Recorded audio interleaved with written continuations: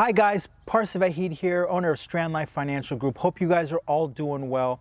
Today is a beautiful Southern California day. I figured I would record a video on a topic that I think is going to be very important if you are a business owner. And why not get out of the house, get some fresh California air, and also talk to you guys about this important information.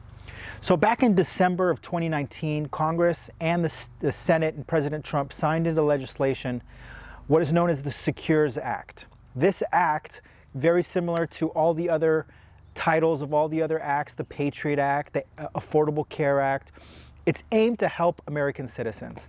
This one has to do with retirement plans. So if you are a business owner and you have 5 or more employees, you will be required to offer your employees a retirement plan. I'm sure many of the business owners who are watching this probably did not know that. Now, let me just backtrack here. This law did pass in December, but if you have 5 or more employees, you won't have to put this into effect for another couple of years. You actually have until June of 2020. Now, if you have 50 or more employees, that has to be put into effect in June of 2021. And if you have 100 or more employees, as of September of 2020, you actually have to offer all of your employees a retirement plan. Now, this retirement plan, if you're in the state of California, the state is implementing a state-run retirement plan that employers can choose whether they want to go the state-run route, which I don't recommend, or you can go with a traditional retirement plan, a 401k or a simple IRA. And I want to talk through the different scenarios here. Now, with the Cal Savers, is what it's known, you as a business owner, you can have your employees go on there. It's essentially a Roth IRA.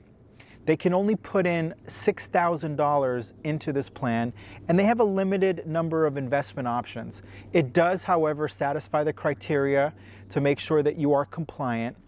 However, the main reason many business owners who haven't put together a 401k plan for their employees is simply cost. It costs some money to implement these, and a lot of business owners, they're busy running their business, they're looking at their bottom line. If it doesn't really make much sense to offer their employees 401k, they don't want to shell out the $2,000, $3,000, sometimes $4,000 to implement one. The state realized that.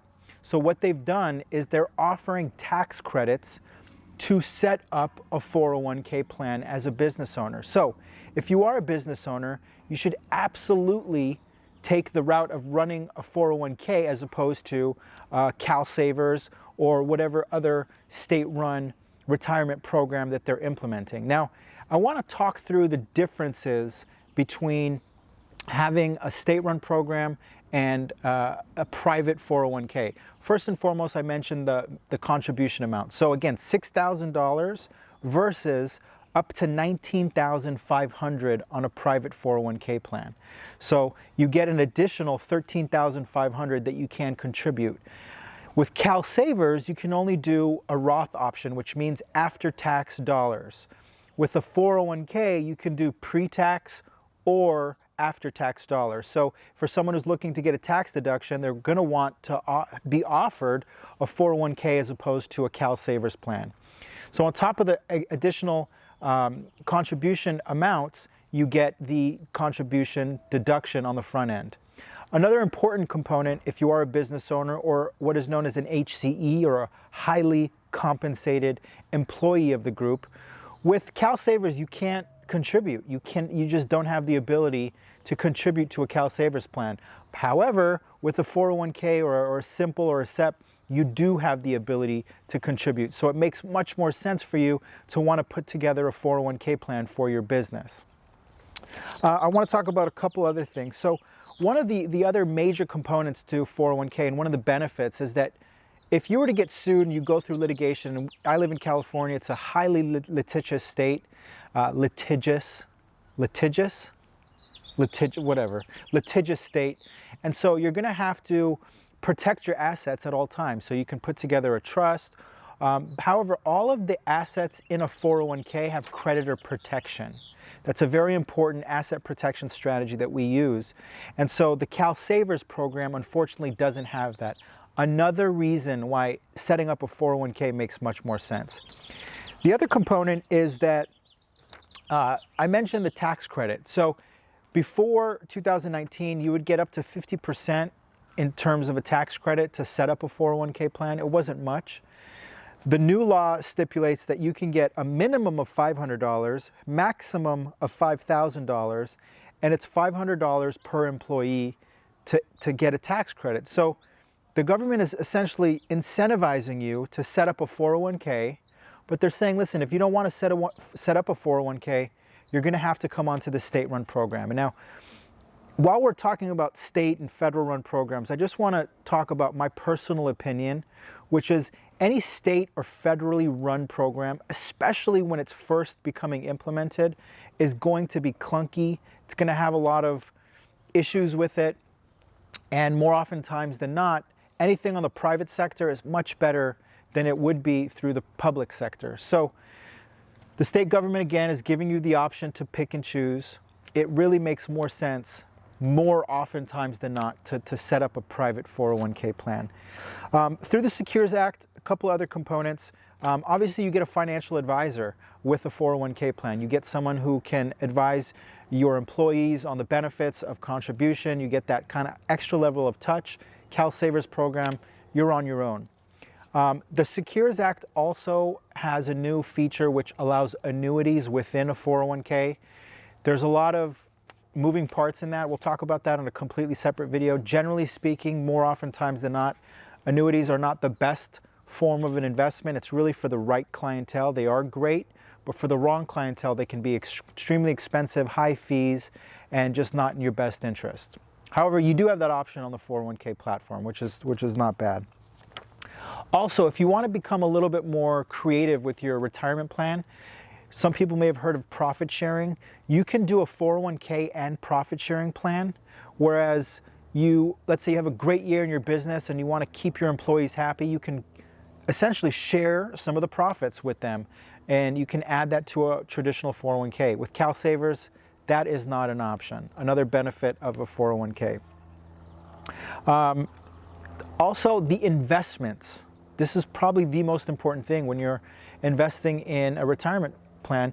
You want to have good investment options. With a 401k and having a fiduciary pick and choose the correct funds and monitoring them for you, you're oftentimes going to have better long-term performance results, whereas CalSavers, they only have specific asset allocation and specific investment options to choose from. So with all that being said, just wanted to make this video quickly highlighting some of the benefits of a 401k versus CalSavers. Now, CalSavers is the California state-run program, but there are 9 other states that have implemented and enacted this law. I'll list them in the description below what they are, which states they are, and keep a lookout for if your state is included in that. Now, I want to go back to the Secures Act. There are some other components to it that are very important. So one key change that was made is known as a RMD, or Required Minimum Distribution. Essentially, the government or the IRS states that if you turn 70 and a half and you have a retirement account and you haven't been taking money out, we're going to want you to start taking money out so we can tax you on it. That was 70 and a half before this legislation. Post legislation, they've pushed that back to age 72. So you have an extra year and a half to defer the taxes that would come out if you take distributions. One negative component of the Secures Act that I think is a horrible law, just personally, is the stretch IRA provision. So let's say you are an older person and you pass away and you have this big bucket of money in your IRA, and you establish a child or a spouse or whatever as a beneficiary. Before, if it was your child, it would be an inherited IRA, and they would only have to start taking money out very, very small percentages, maybe 2-3% of your big IRA. Now, when the Secures Act was enacted, that stretch provision is gone away. So now the IRS stipulates that you have to take distributions within 10 years. So even if you have a $2 million IRA and you were planning to let that accumulate and implement an estate planning strategy around that IRA, that's gone. The government is going to want to tax you. They are thinking of creative ways to increase their tax revenue, especially post-COVID-19, where they're dishing out trillions upon trillions of dollars of stimulus money. They are going to want to tax these retirement accounts. I'll list some statistics below on some of the tax revenue that is anticipated to be generated from enacting this plan. It's in the billions. So they're doing this to increase tax revenue, and it's unfortunate because the stretch IRA is one of the most beneficial financial planning tools, especially in the estate planning world. So that's gone away. Another key component, and I think this is a tremendous feature, is the 529. 529 is just an IRS tax code for a college funding account. So prior to the legislation, the 529 funds, they grow tax deferred, and that you don't have to pay taxes on them as long as you use them for higher education for your children. Now they're adding a piece of lingo that states that you can use your 529 to pay off student loan debt, which is very nice.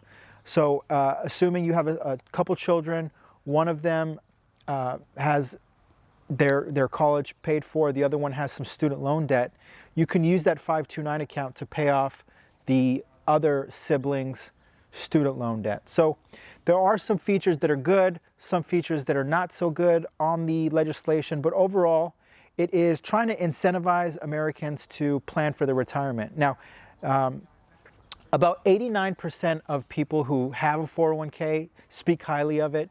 And here's another statistic I think is it jumps out at the screen.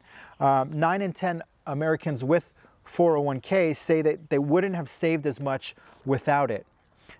It also says that when workers have a 401k, 89% of those workers do actually contribute to it. So essentially there's going to be a massive retirement shortcoming in the future, and the federal and the state governments realize that, and so that's why they are putting together these laws. They're trying to make sure that people are planning for their retirement. They're incentivizing them to do so, and they're putting kind of the onus on the business owners to put this together. Okay, so I hope this video was informative for you guys. If you have any questions, as always, email us or call us. We'd be happy to take your questions and answer them as best we can. And I hope you guys are all staying safe. Have a great day.